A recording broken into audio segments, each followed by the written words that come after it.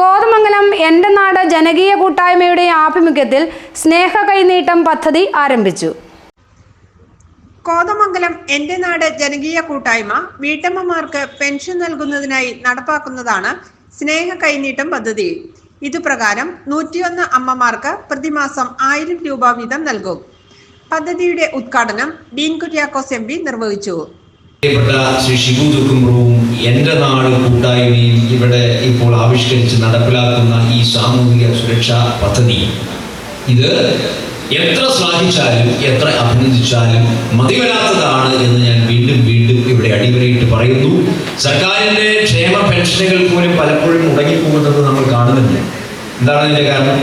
അപ്പോൾ ആ ഒരു തരത്തിൽ കൃത്യമായ ഒരു ആത്മവിശ്വാസത്തിൻ്റെ അടിസ്ഥാനത്തിൽ തനിക്ക് ലഭിക്കുന്ന അല്ലെങ്കിൽ ഈ പറയപ്പെടുന്ന എൻ്റെ നാട് കൂട്ടായ്മയ്ക്ക് ലഭിക്കുന്ന ആ കാര്യങ്ങളിൽ നിന്നും അല്ലെങ്കിൽ അതിൻ്റെതായ നിശ്ചിത വരുമാനത്തിൽ നിന്നും കിട്ടുന്ന തുക അത് മിച്ചം വെച്ച് കൃത്യമായി പെൻഷനായി നാട്ടിലെ സാധുക്കളായ പാവപ്പെട്ടവരായ അമ്മമാർക്ക് നൽകുന്നു എന്നുള്ളതാണ്.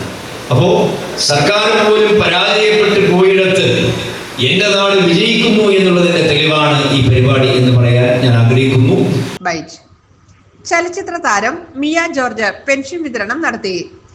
എൻ്റെ നാട് ചെയർമാൻ ഷിബു തെക്കുംപുറം അധ്യക്ഷത വഹിച്ചു.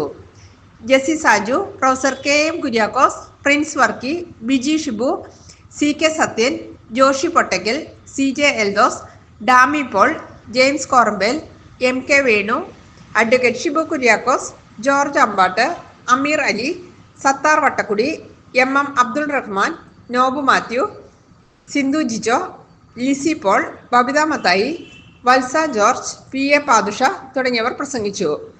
GTV news Kothamangalam.